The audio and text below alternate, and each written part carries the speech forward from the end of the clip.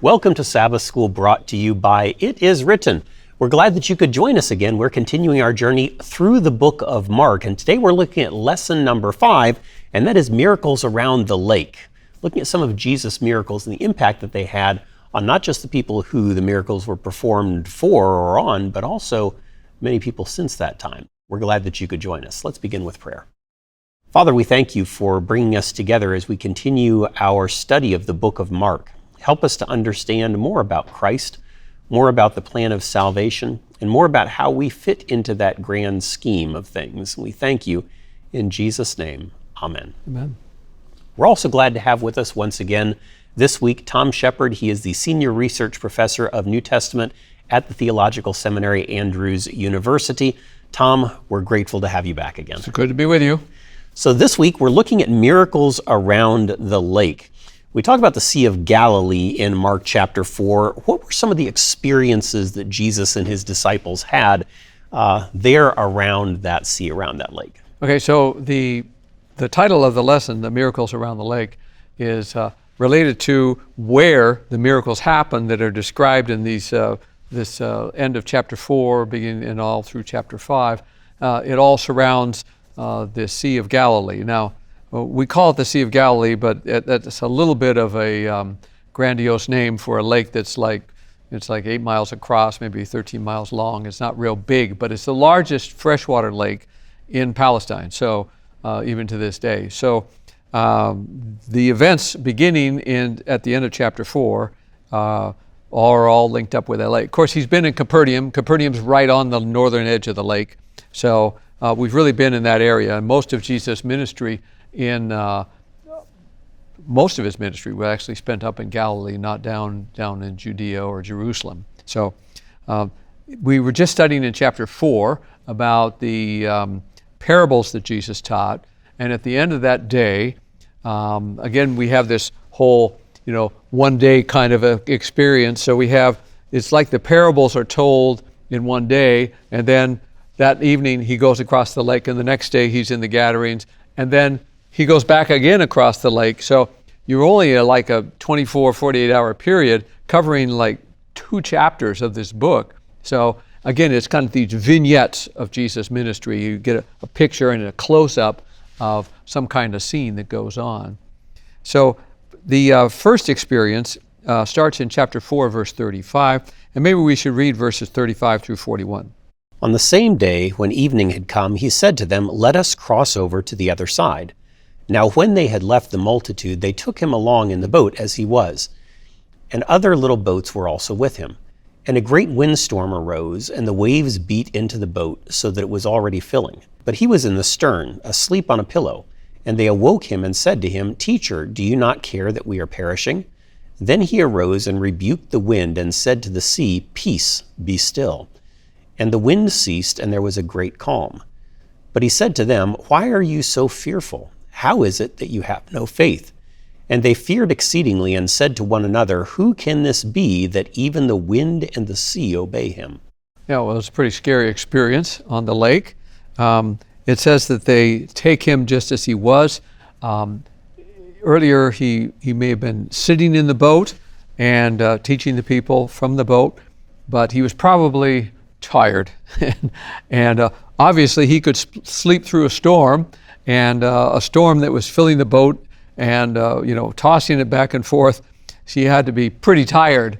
We have this experience showing us that Jesus was human. He was the Son of God, but he was also human and needed sleep just like we do. They wake him up, and there's an interesting question that they say to him. "Teacher, do you not care that we are perishing?" I wonder how many people have asked God that or said that in prayer. "Lord, don't you care that we're perishing, that we're going through trouble?" Trouble is not an expression that God has left us. Trouble comes to us at different times in our life, and it's not a demonstration that God has left us. Jesus was with them. He was right there in the boat, and they woke him up.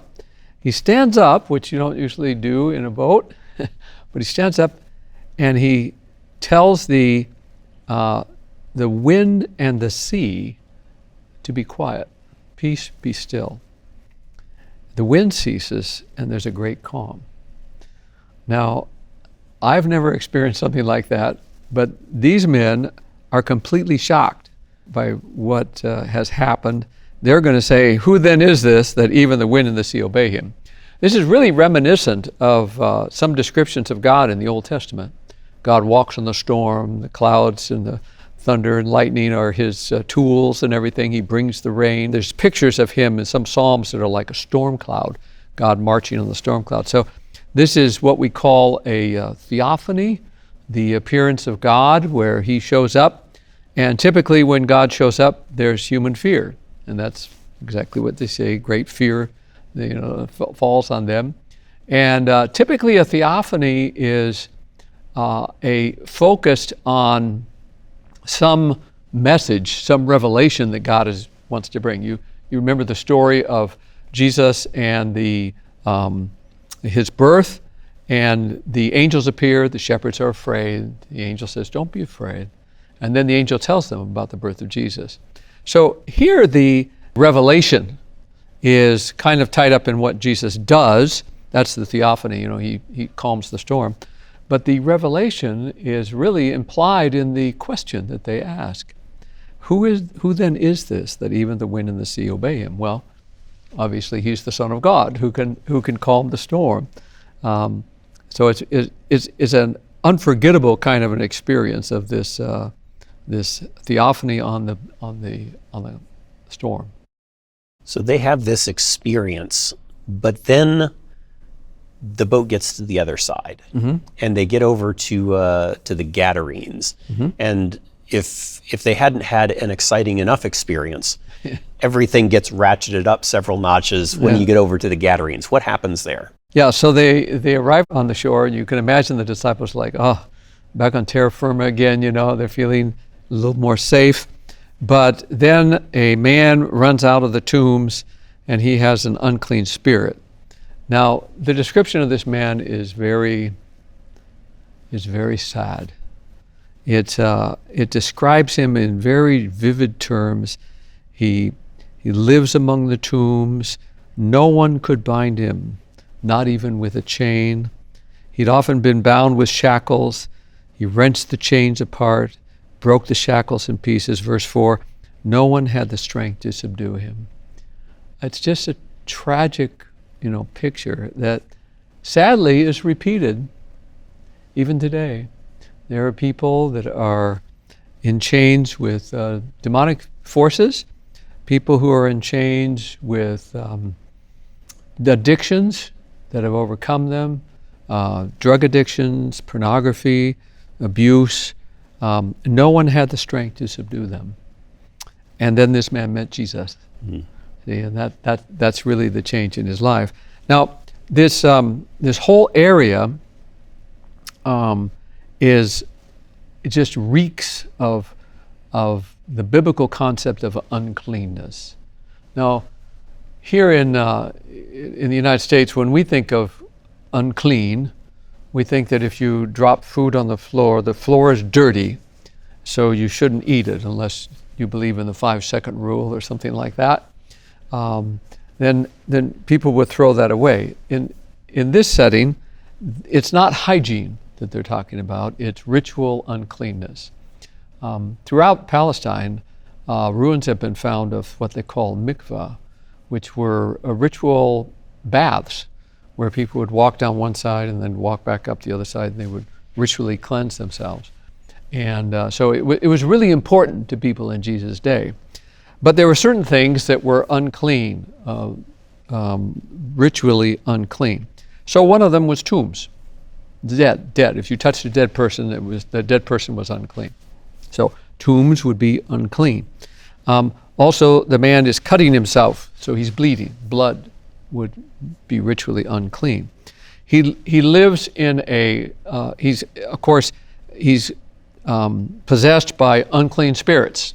And wherever these evil spirits are referred to in the book of Mark, they're referred to as unclean. And then the land is a Gentile land, which is considered unclean because of idolatry, and idolatry is unclean. And then there's a herd of 2,000 pigs to top it off, and the pigs are unclean. So it's unclean, unclean, unclean. Everything is unclean. So you think any good Jew stepping in there would be, become unclean. Well, as we've seen before, not Jesus. Yeah, not Jesus. So the man runs up to him, and like the demon we saw in chapter 1, he says in verse 7, well, why don't you read verse 7? And he cried out with a loud voice and said, "What have I to do with you, Jesus, Son of the Most High God? I implore you by God that you do not torment me." Yeah, so Jesus had said, come out of the man, you unclean spirit. And then Jesus says in verse 9, Jesus asked him, "What is your name?" And the man says, "My name is Legion, for we are many." So he's filled with many unclean spirits. So not just one, it's numerous unclean spirits that have filled this guy. And he's just in great trouble. Now, it's really interesting. He comes up and he kneels down before Jesus. He fell down. Verse 6, it says he fell down before him. It's the word for worship. So here's a guy with mixed messages. He wants help from Jesus, but when he opens his mouth, the demons speak. And they say, "What have you to do with us? What do you do with me, Jesus, Son of the Most High God?" And then, almost comically, "I adjure you by the living God, do not torment me." Now, this seems like very religious demons that they're, swear to God that you won't torment me. Well, are you really going to ask God to keep Jesus from throwing out unclean spirits? It's almost comic, the way this is described. So the demons beg him, and this is one of several people who are begging him, the demons beg him to not send them out of the country. And there's all these pigs. And they say, "Send us into the pigs, send us into the pigs." So he gives them permission and they go on the pigs. And the pigs, 2,000 pigs, go crazy. They rush down the steep bank and they're all drowned in the sea. And the pig herders run away and tell everybody in the town what's taken place. So it's really an amazing picture of what goes on at this point. We're not quite done with this story, but I think we're going to probably have to continue into the second half of our time. That's right, and we're going to continue picking this apart, and there's a lot of good stuff here. Tom, if somebody wants to get more out of this, there's a companion book. Share with us a little bit more about that companion book. This is the companion book right here. It's called The Book of Mark, just like the Sabbath School Quarterly. There are 13 chapters, just like there are 13 lessons. Every chapter has the same name as the lesson, so it's not hard to find. And you get extra details. So this one we've been talking about the man and his situation. Some of the things I just shared now are found in here. It goes beyond the lesson. And we also have more information about the rest of the chapter of chapter 5. So if you want to pick that one up, you can do it very easily by going to itiswritten.shop. Again, itiswritten.shop, and you'll find the companion book to our quarter study on the book of Mark. We're going to come back in just a moment and continue looking at Jesus' ministry around the sea. We'll be back in just a moment.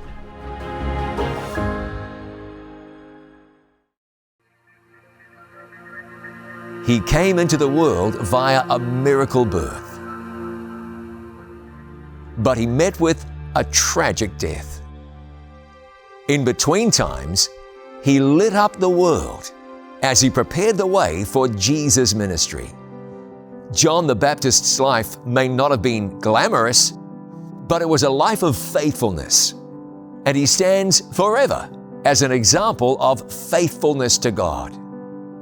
Don't miss the latest episode of It Is Written's new series, Great Characters of the Bible, as we look at the life of the man born to herald the Messiah, and as we learn how faith in God can change the world. Great Characters of the Bible, John the Baptist, brought to you by It Is Written TV. More and more people are watching It Is Written TV. They're watching their favorite It Is Written programs, listening to inspiring sermon series, and much more. They're watching them here, and even here. See for yourself why people are turning to It Is Written TV to watch their favorite Christian programs live and on demand. Watch It Is Written TV for free anytime on Roku, Apple TV, and at itiswritten.tv.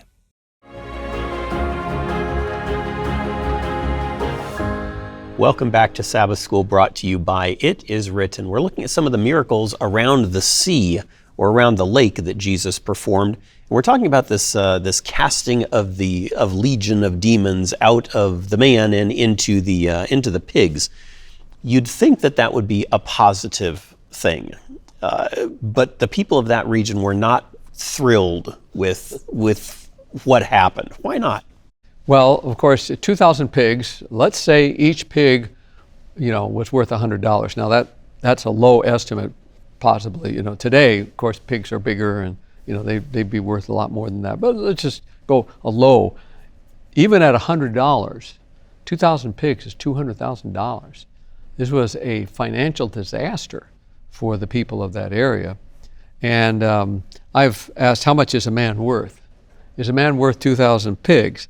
And we would say yes, but evidently the people didn't think so. And they come and they beg Jesus to leave. They come out, they're amazed. They find the man is clothed and in his right mind. He had been naked, and the disciples probably had some Dorcas clothes with him or something or other. Here's a little something, here's something. And the man's in his right mind and is sitting at the feet of Jesus. And they're just, they're shocked. This is again another theophany where God has appeared in this healing of this man, sending out the demons, and so they beg him to leave. Now the demons had begged Jesus not to send them out of the country. The people of the country now beg Jesus to leave their country. So they're kind of paralleling the demons, and as Jesus gets into the boat, he says, he comes and begs Jesus. So this is 3 times that somebody has begged Jesus, and he begs Jesus to be able to go with him. Now, when the demons begged Jesus not to send them out of the country, he said, okay, going to the pigs, sure. When the people beg Jesus to leave, he gets into the boat. Jesus doesn't stay where he's not wanted. But when the man says, please let me go with you, he begs Jesus. Jesus says no. Instead, read verse 19. However, Jesus did not permit him, but said to him, go home to your friends and tell them what great things the Lord has done for you and how he has had compassion on you. Yeah. So I sometimes describe this story as like a basketball game where there's 2 points for different sides as they make a basket. So the first time is Jesus, of course, comes into, you might say, Satan's territory. It's the unclean land, the unclean man, the unclean pigs, the idolatry, everything's unclean. He's gone into Satan's territory, and he casts out the demons. All right, 2 points for Jesus. But the demons request that they go into the pigs, and he says, okay. They go into the pigs and all the pigs drown, which is a financial disaster. 2 points for Satan. All right. Then the people come and they beg Jesus, say, please leave the land. He complies. It seems like Satan is winning this basketball game.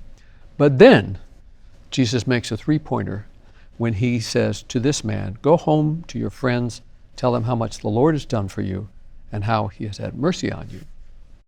So that's pretty powerful. Now Jesus healed this man. Mm-hmm.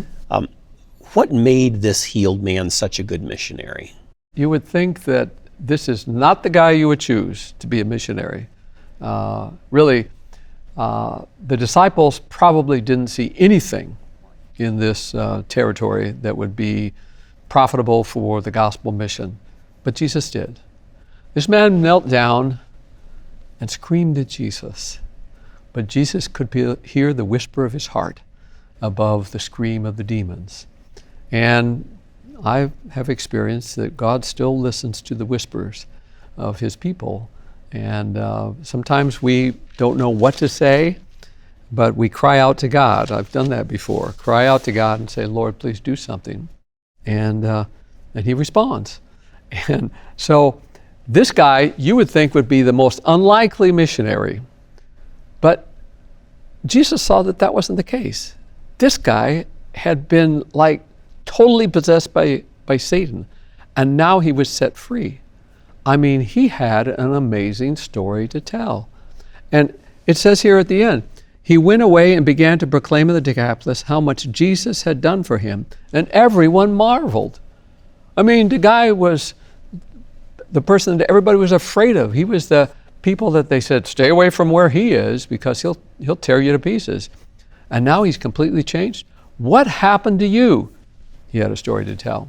See? So each of us, my friends, has a story to tell. We have some kind of experience that we've gone through. All of our stories, all of our experience is unique to us. I have my story, you have your story. Tell it. Tell it. It's what the world needs to hear. And that story made a huge difference in the lives of the people who lived in and around Decapolis. Yeah. A huge difference. Yep. Now, chapter 5 doesn't end there. We read the story of Jairus, the woman with the hemorrhage. Bring us through these stories. Yeah, this is one of my favorite stories, really. It's the second of the sandwich stories that appear in Mark. Remember, this is where one story begins, and then it's interrupted by another story, and then the first story is concluded. So Jairus' story, the story of his daughter, is the outside story, and the woman with the hemorrhage, her story, is the inside story. So we start with Jairus' story. He was a synagogue ruler, not usually the friends of Jesus, and he comes up and he falls at Jesus' feet. He implores him, saying, my little daughter is at the point of death. Come, lay your hands on her so that she may be made well and live. Every parent can relate to this. When your child is dying, your place is where they are. The only reason you would have for leaving was if that you had some hope that someone could help them. And that's what Jairus does. So he implores Jesus. I wouldn't be surprised if his disciples were kind of watching to see if Jesus would go with one of his enemies. Without a word, he goes. And so even that silent movement with Jairus is a lesson book that you should pray for your enemies. You should help your enemies. If they're thirsty, give them a drink. If they're hungry, give them a meal. And guess what? They'll stop being your enemies. So that's where the story breaks away to the story of this woman.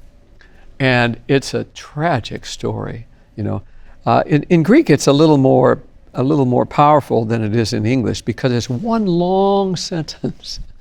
And it starts in verse 25. There was a woman who had a discharge of blood for 12 years, had suffered much under many physicians, and had spent all that she had, and was no better, but rather grew worse. She had heard the reports about Jesus, and came up behind him in the crowd, and touched his garment. Now, in Greek, we have all of those words are what we call participles. After this, and after this, and after this, you have the one indicative verb is she touched his garment. That's just a small act, and yet it's like all of her hope. She had been so disappointed, so long, 12 years. All of her hope goes into one touch. And actually, her story now after that all revolves around this touch, what she did, because immediately she's made well. She says, if I just touch his garment, I will be made well. And then, of course, the flow of blood dries up. She feels in her body that she's well from her problem. Right? What happens then is that Jesus turns around and says, who touched my clothes? Now, in a crowd, I can imagine the disciples saying, Master, that's the wrong question to ask. Everybody's touching your clothes. But he keeps looking, and she's discovered. And she comes and tells the whole story, it says in verse 33, and told him the whole truth. Well, it's been 12 years, so I don't know if you ever met a person like this. You say, how are you? And they say, I'm glad you asked. It started 20 years ago. And you're like, no, that's not what So he wants to tell her, daughter, your faith has made you well. Go in peace and be healed of your disease. But right then, we come back into Jairus' story, and somebody comes to him and says, your daughter, it's the same word, your daughter has died. Why trouble the master anymore? Boy, Jesus overhears it. He says, don't be afraid, only believe. He rushes to the house. Oh my goodness, I can tell you, this story is so striking. When we were missionaries in Malawi, I had an experience like this of taking a dead child to their home and the wailing that went on, just tragic. But Jesus throws everybody out. He takes the little girl's hand and says, Talitha cum, which Mark translates as, little girl, I say to you, arise. But actually, Talitha is a word for a lamb, like a little sheep, a lamb. So it's like, little lamb, wake up. It's like, a term of endearment. So it's really beautiful. And again, the secrecy thing comes up. He says, don't tell anybody. You can imagine Jairus saying, okay, we'll try our best. That's a great story. I love it. It's tough to keep that sort of a thing secret. Yeah. With these incredible things happening, these incredible miracles, you'd think that everybody would accept Jesus and just go right with him. But his people in his hometown, not so much. Yeah. What did they lack? That chapter 6, beginning of chapter 6, tells us this story of his hometown. Prophet is not without honor except in his hometown and among his relatives and in his own household. We've already seen that in chapter 3. Storm clouds are gathering, but we see it here at home where he grew up with them.